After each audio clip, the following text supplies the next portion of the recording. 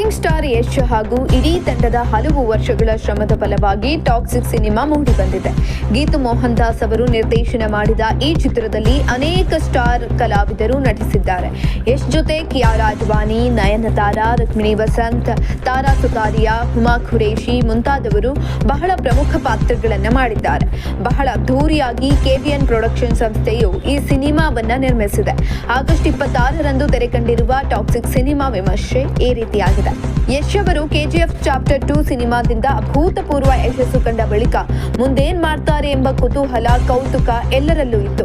ಏನೇ ಮಾಡಿದ್ರೂ KGF 2 ಸಿನಿಮಾಗಿಂತಲೂ ದೊಡ್ಡದಾಗಿ ಮಾಡಲೇಬೇಕಾದ ಸವಾಲು ಅವರ ಮುಂದಿತ್ತು. ಅದಕ್ಕಾಗಿ ಅವರು ಆಯ್ಕೆ ಮಾಡಿಕೊಂಡಿದ್ದು ಟಾಕ್ಸಿಕ್ ಸಿನಿಮಾವನ್ನ.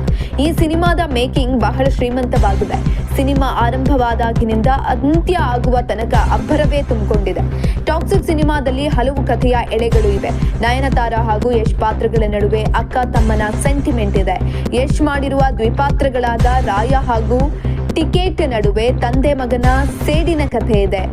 ಕಿಯಾರಾ ಅಡ್ವಾಣಿ, ಯಶ್ ಹಾಗೂ ತಾರಾ ಸುತಾರಿಯಾ ನಿರ್ವಹಿಸಿದ ಪಾತ್ರಗಳ ನಡುವೆ ತ್ರಿಕೋನ ಪ್ರೇಮ ಕಥೆ ಇದೆ.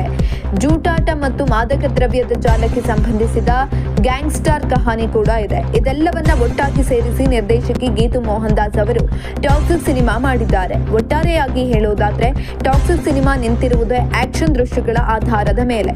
ಕಥೆಯ ಗಟ್ಟಿತನವನ್ನ ಪಕ್ಕಕ್ಕಿಟ್ಟು ಹೆಚ್ಚಿನ ಲಾಜಿಕ್ ಕೇಳದೆ ಎಂಜಾಯ್ ಮಾಡಿದ್ರೆ ಈ ಸಿನಿಮಾ ಇಷ್ಟ ಆಗುತ್ತೆ. ಸ್ಟಾರ್ ಹೀರೋ, ದೊಡ್ಡ ನಿರ್ಮಾಣ ಸಂಸ್ಥೆ, ಜಾಗತಿಕ ಮಟ್ಟದ ತಂತ್ರಜ್ಞರು, ಬೃಹತ್ ಬಜೆಟ್, ಬಹು ತಾರಾಗಣ ಇರುವ ಸಿನಿಮಾ ಎಂಬ ಕಾರಣಕ್ಕೆ ಹೆಚ್ಚಿನ ನಿರೀಕ್ಷೆ ಇಟ್ಟುಕೊಂಡು ನೋಡುವ ಪ್ರೇಕ್ಷಕರಿಗೆ ಇನ್ನೂ ಏನೋ ಬೇಕಿತ್ತು ಎಂಬ ಭಾವನೆ ಮೂಡುತ್ತದೆ.